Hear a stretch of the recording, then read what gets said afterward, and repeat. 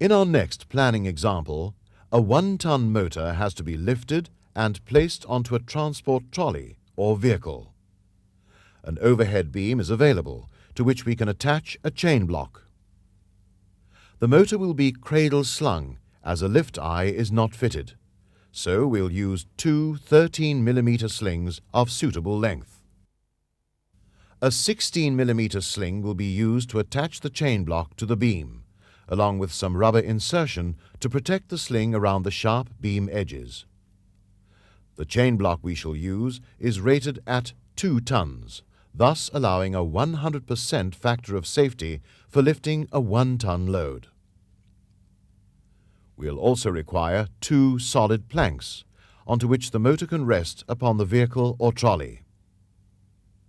To secure the load during transport, we'll require some rope for lashing, along with 4 turnbuckles, and of course, you'll also be needing your personal safety equipment.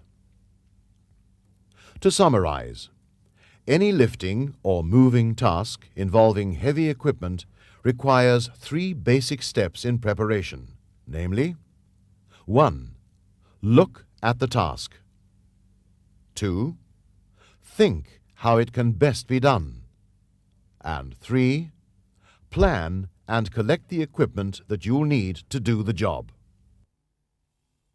In the following programs, you'll be shown typical ways in which your planning and preparation is put to practical use. Ask your course controller now for your next practical exercise.